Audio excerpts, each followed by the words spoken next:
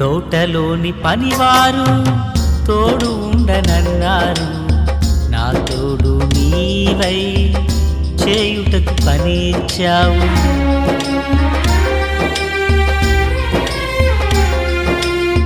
తోటలోని పనివారు తోడు ఉండనన్నారు, నా తోడు నీవై చేయుటకు పనిచ్చావు. బుడ్డి పగిలి పరిమళించెను, కుండ పగిలి వెలుగు వచ్చెను, నన్ను వెలిగించావు నీకై ప్రకాశించెదనయ్యా.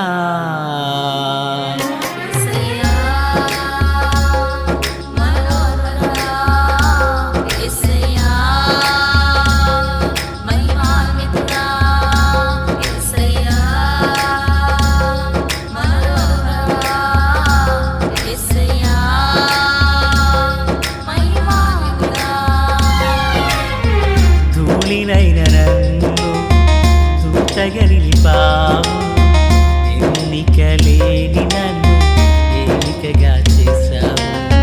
ధూళినైన నన్ను దూతగా నిలిపావు, ఎన్నికలేని నన్ను ఏలికగా చేశావు.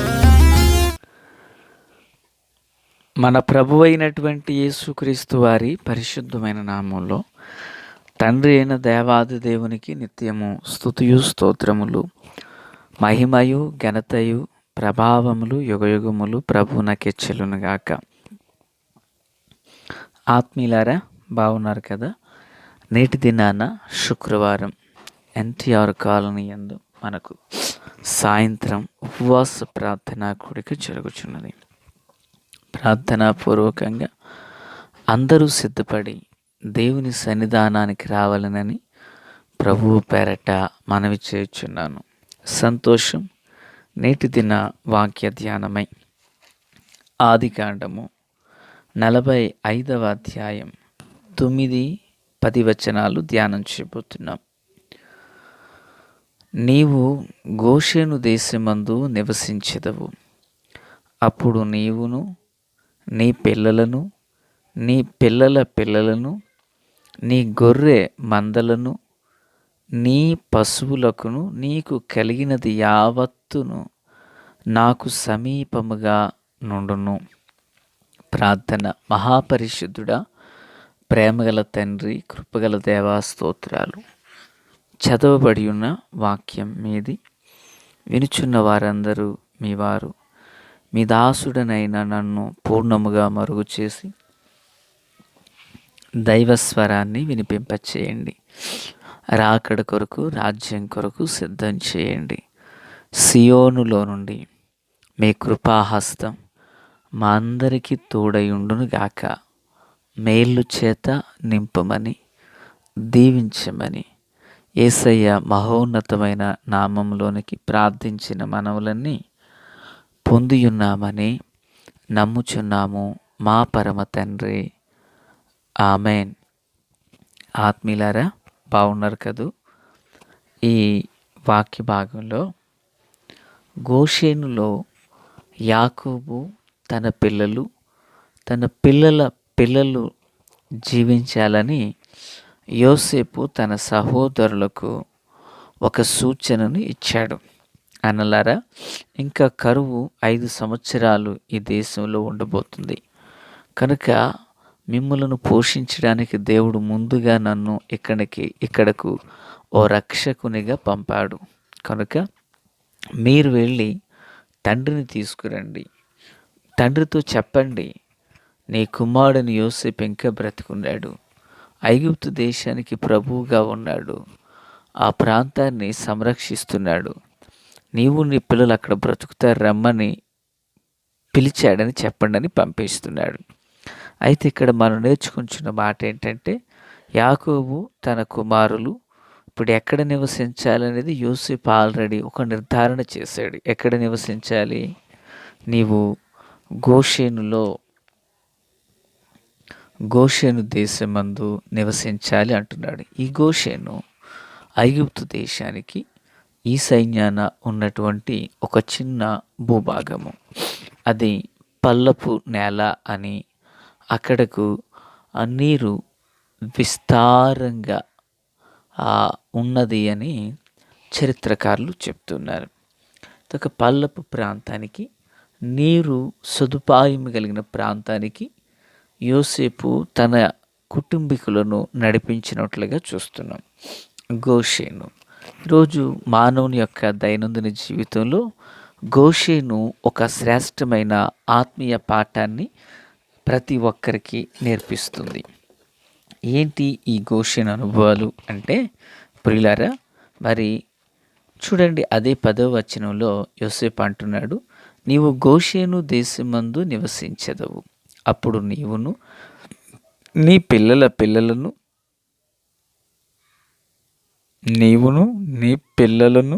పిల్లల పిల్లలను, ఇది నీ గొర్రె మందలు, నీ పశువులను, నీకు కలిగినది యావత్తును నాకు సమీపముగా ఉండును అంటున్నాడు. ప్రియులారా, ఇంకా ఈ దేశం ఎలాంటిది అనేది మొదటి మాటగా మీకు చూపించాలనుకుంటున్నాను. ఈ ప్రాంతం అనగా ఈ గోషేను భూభాగం ఎలాంటిది అంటే, 47వ అధ్యాయము 6వ వచనములో, ఆది కాండంలో, ప్రియులారా, ఇది ఈ దేశములోని మంచి ప్రదేశమందు అనుంది. గోషేను ఎలాంటిదంట? మంచి ప్రదేశం అంట. యాకోబు యొక్క కుటుంబం క్షేమంగా ఉండాలి అంటే, కరువు కోరల నుండి తప్పించబడి ఉన్నతమైన జీవితాన్ని జీవించాలి అంటే, వారు ఎలాంటి దేశంలో నివసించాలి? మంచి దేశం. ఒక మనుషుడు క్షేమాన్ని పొందాలంటే మంచి స్థలం. ఒక వ్యక్తి అద్దెంటిలోకి వెళ్ళడానికి ఆ చుట్టుప్రక్కల వాతావరణాన్ని చూసి అక్కడికి వెళతాడు. ఒక కుటుంబానికి అద్దెకి ఇవ్వడానికి అవతలి వారిని గూర్చి కాస్త తెలుసుకుని ఇస్తారు. ప్రియులారా, అంటే కొంతకాలం ఉండేదానికి ఇంత శ్రద్ధను వహిస్తారు. ఇప్పుడు గోషేను ఎలాంటిదంటే మంచి దేశము, మంచి భూభాగము. యాకోబు యొక్క కుటుంబీకులు ఆ స్థలంలోకి వెళ్ళాక వారంతా కూడా, ప్రియులారా, వారంతా కూడా క్షేమము కలిగి అభివృద్ధి పొందారు. ఈ లోకంలో మనం కూడా ఒక ఉన్నతమైన అభివృద్ధిలోకి రావాలంటే మనము గోషేను వంటి మంచి అనుభవాలు కలిగిన చోటు మనకు కావాలి. చూడండి, కీర్తనకారుడు అంటాడు, మహోన్నతుని చాటును నివసించువాడే సర్వశక్తుని నీడను విశ్రమించువాడు అంటాడు. ఆయనే నా కోట, ఆయనే నా రక్షణ దుర్గము, నేను నమ్ముకొను నా దేవుడు అంటాడు. అంటే ఈరోజు మానవుని యొక్క జీవితంలో మంచిని, ఉనికిని కలిగి జీవించగలిగిన చోటు ఏదైనా ఉన్నదంటే అది దేవుని చేయే, దేవుని హస్తమే. మానవుడు క్షేమం కలిగి నివసించగలిగిన చోటు మహోన్నతుని యొక్క దక్షిణ హస్తమే. ప్రియులారా, ఇదిగో నువ్వు మేలును అనుభవించాలనుకుంటున్నావా? మంచివాడైన యేసు చేతుల్లోకి రా. మంచివాడైన యేసు యొక్క కౌగిలిలో ఒదిగిపో. ఆమేన్. ఇక 2, గోషేను యొక్క అనుభవాలు ఏమై ఉన్నాయంటే, ప్రియులారా, నిర్గమాకాండము 8వ అధ్యాయం 22వ వచనాన్ని మనం చదివినప్పుడు అందు రాయబడిన విషయం ఏంటంటే, దేవుడు మాట్లాడుతూ అంటారు, ఐగుప్తు దేశంలోకి తెగుళ్ళు వచ్చినప్పుడు నేను ఆ పట్టణాన్ని లేక ఆ గోషేనును తప్పించి, ప్రియులారా, ఆ దేశాన్ని వినాయించదను అంటాడు. అంటే దాని అర్థం ఏంటంటే, ఐగుప్తంతా కూడా దేవుని తెగుళ్ళ చేత, వడగండ్ల చేత నింపబడినప్పుడు ఒక్క గోషేనులో ఉన్న ప్రజలు మాత్రం దేవుని యొక్క కృపను పొందుకున్నారు, దేవుని యొక్క దయను స్వతంత్రించుకున్నారు. అంటే అది దేవుని కరుణ కలిగిన దేశం. మొదటి మాట ఏం చెప్పుకున్నాము? మంచి దేశం అన్నాం. రెండో మాట ఏం చెప్పుకున్నాము? అది దేవుని యొక్క కరుణ కటాక్షమును పొందిన దేశం.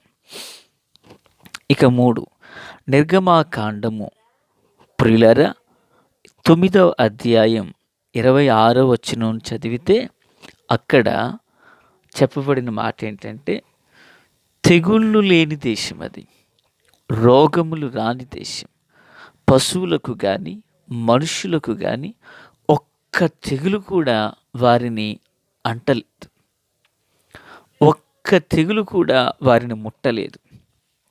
ఆత్మీయులారా, రోజు జీవము కలిగిన దేవుని పిల్లలుగా మనము గోషేను వంటి అనుభవాలలోకి నడిపించబడాలి. ఇక 4 45వ అధ్యాయం ఇప్పుడు మనం చదివిన 10వ వచనం చదివితే యోసేపు అంటాడు, మీకు నేను సమీపముగా ఉంటాను అన్నాడు. అంటే యోసేపు ఉన్న దేశం అది, యోసేపు సమీపంగా ఉన్న దేశం. ఈరోజు జీవము కలిగిన దేవుని పిల్లలుగా మనము కూడా మనము ప్రభువునకు సమీపస్తులుగా జీవించాలి. ఆమేన్. ప్రియులారా, అర్థమవుతున్నదా? గోషేను యొక్క అనుభవాలు ఏమై ఉన్నాయంటే, ప్రభువునకు మనకు ప్రభువును సమీపముగా ఉండాలి. మీకు మరో సందర్భాన్ని చెప్తాను.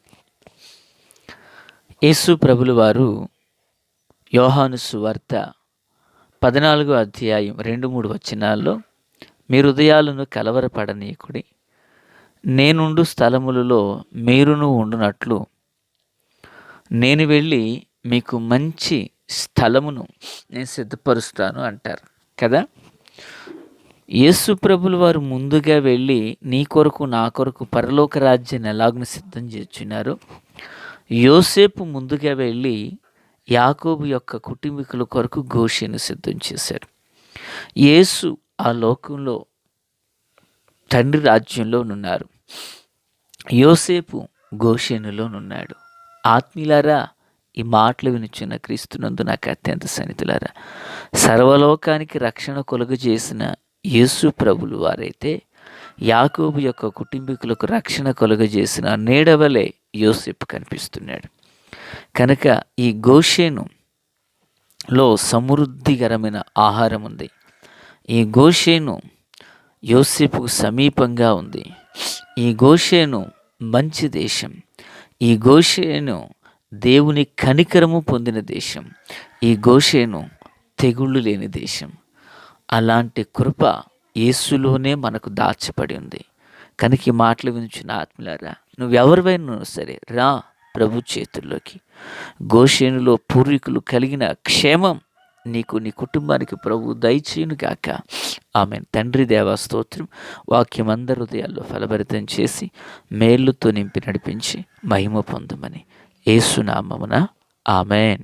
Praise the lord.